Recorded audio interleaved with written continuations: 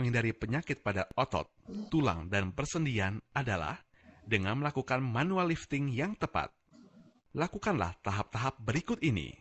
Sebelum mengangkat, perhitungkan berat benda yang akan dipindahkan. Letakkan tubuh sedekat mungkin dengan benda. Tekuk lutut Anda ketika akan mengangkat benda. Pegang benda dengan mantap. Punggung harus dalam posisi lurus. Kemudian, angkat beban dengan tumpuan pada kaki Anda. Ingat, selalu gunakan kaki Anda sebagai tumpuan, bukan punggung Anda. Jaga agar benda tetap dekat dengan tubuh Anda. Atur pula benda agar tidak menghalangi pandangan Anda. Jangan melakukan gerakan memutar badan dengan titik putar pada pinggang ketika sedang mengangkat benda. Apabila Anda ingin memutar, berputarlah menggunakan seluruh tubuh Anda. Apabila beban terlalu berat, mintalah bantuan pada teman Anda. Lakukanlah gerakan mengangkat secara bersamaan.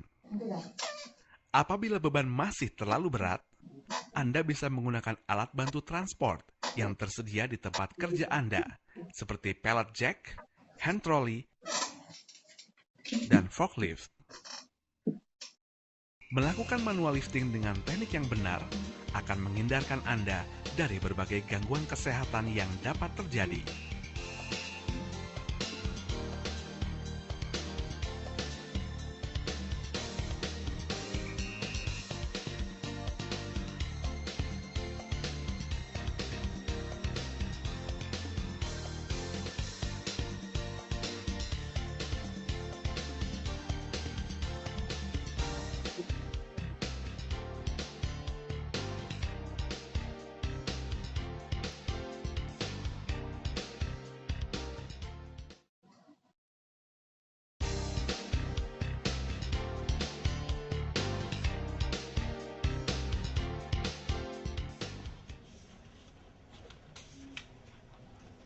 Bekerja di depan komputer pun memiliki beberapa risiko gangguan kesehatan. Hal ini dapat terjadi akibat bekerja dengan cara yang salah.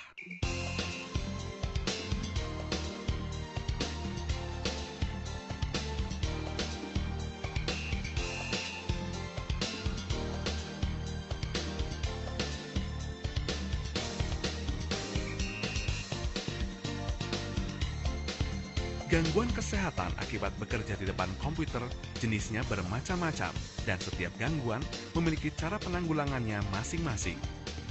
Gangguan pertama adalah keletihan pada wilayah leher, pundak, dan punggung.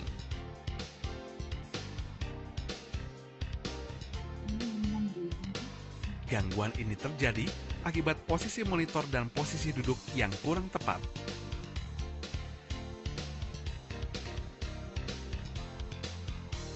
Pindahkan posisi monitor Anda menjadi tepat di hadapan Anda, sejajar dengan pandangan mata Anda.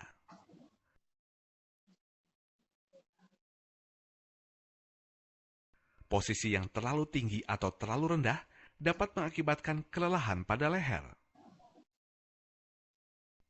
Atur jarak antara mata Anda dengan layar monitor sejauh 35-40 cm.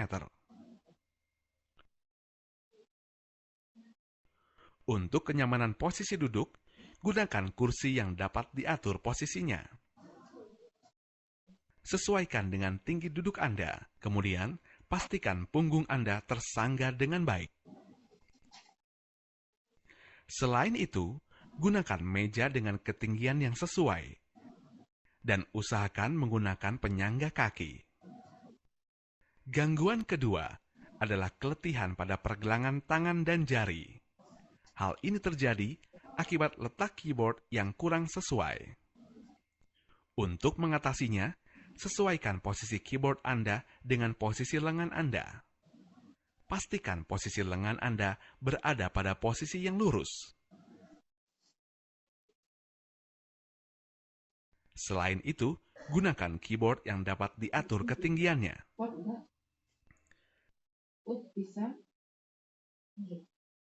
Gangguan ketiga adalah kelelahan, pusing, dan gangguan pada mata. Penyebabnya adalah radiasi yang terpancar dari layar monitor Anda. Untuk mengatasinya, aturlah cahaya yang keluar dari layar monitor Anda. Jangan terlalu silau untuk menghindari gangguan pada mata. Selama bekerja dengan komputer, Anda harus melakukan rehat sesekali, yaitu dengan mengalihkan pandangan setiap mata Anda terpapar dengan radiasi layar monitor selama 1 jam berturut-turut. Untuk mengatasi letih, Anda juga dapat melakukan senam ringan pada leher, bahu, pinggang, dan jari-jari Anda.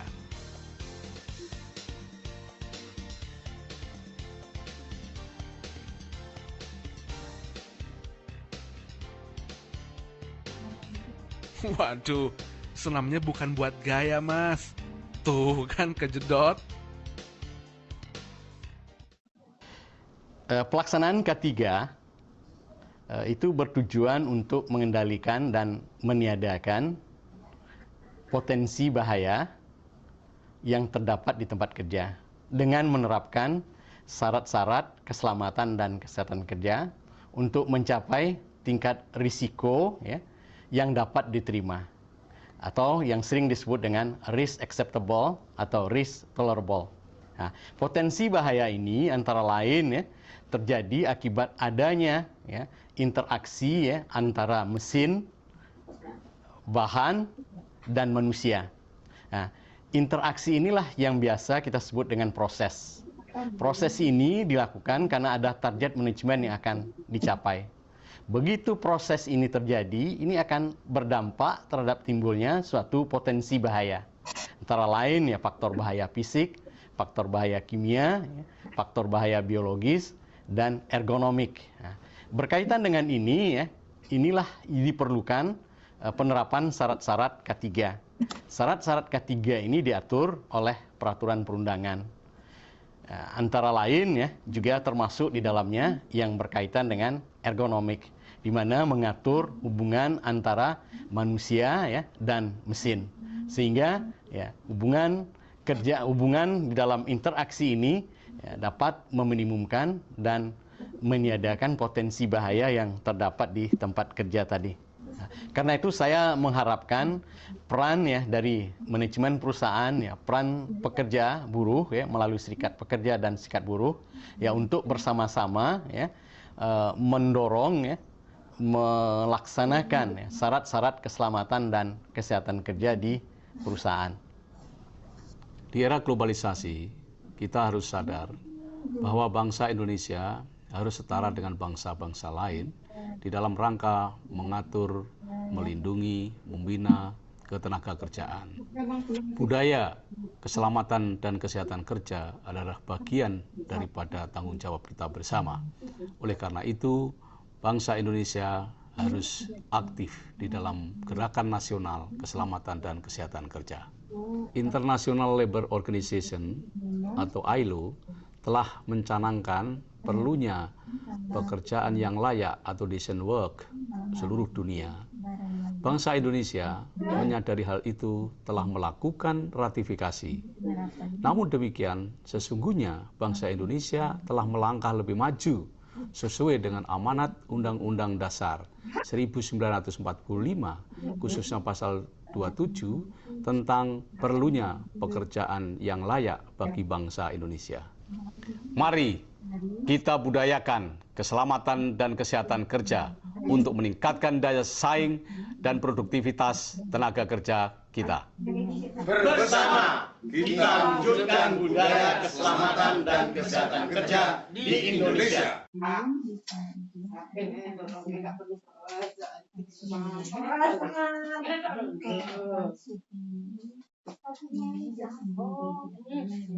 Selamat pagi.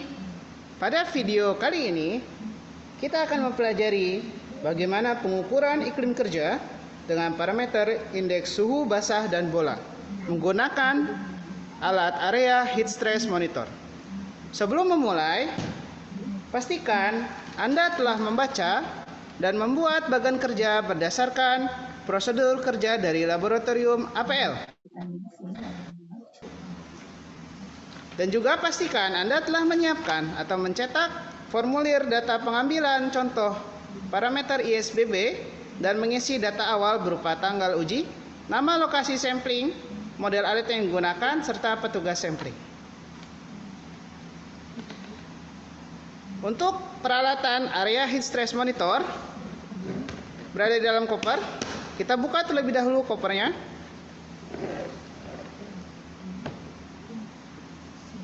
Di sini dapat kita lihat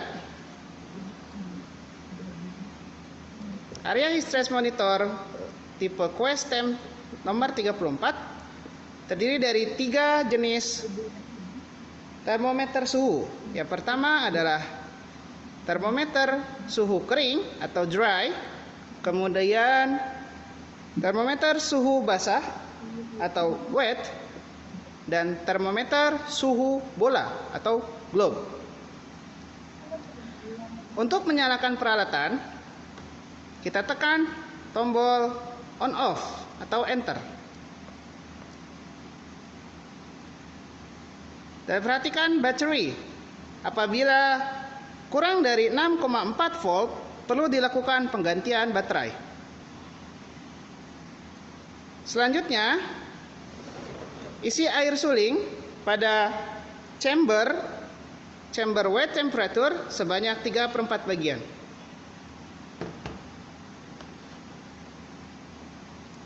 Kita buka penutupnya. Di sini ada sumbunya. Kemudian masukkan air suling hingga kurang lebih mencapai 3/4 bagian chamber.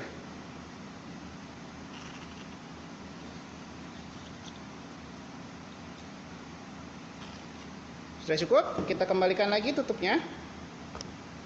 Tutup dengan rapat. Baik. Selanjutnya, pilih view dengan tombol atas atau bawah. Kita lihat di sini bisa diatur tombol atas atau bawah. Kita pilih view, kemudian tekan enter. Tombol enter. Nah, kemudian tempatkan alat pada area yang akan dipantau setinggi sekitar 1 sampai 1,5 meter dari permukaan tanah.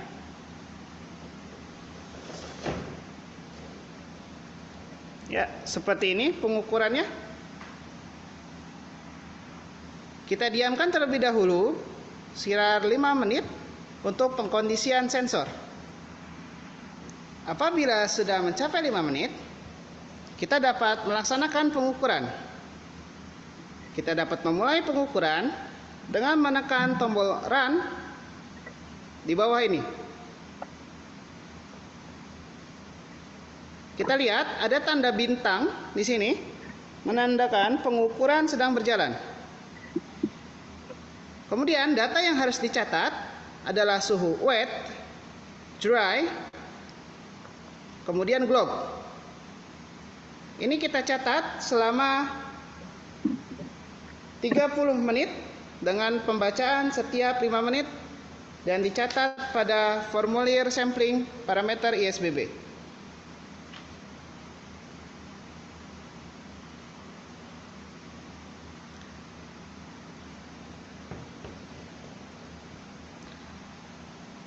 Apabila telah selesai melakukan pengukuran, kita dapat menghentikan pengukuran dengan menekan tombol stop.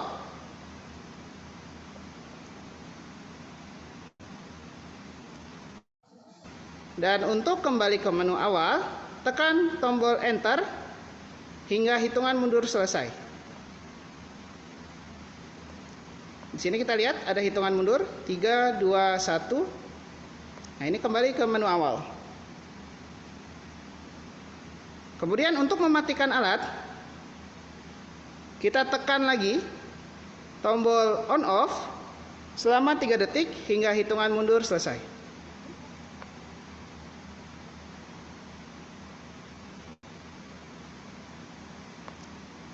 Seperti itu. Pengukuran sudah selesai. dan data pengukuran iklim kerja diolah berdasarkan rumus yang terdapat pada prosedur kerja metode laboratorium APL. Apabila sudah selesai, alat dikembalikan ke dalam kopernya. Kita tutup rapat.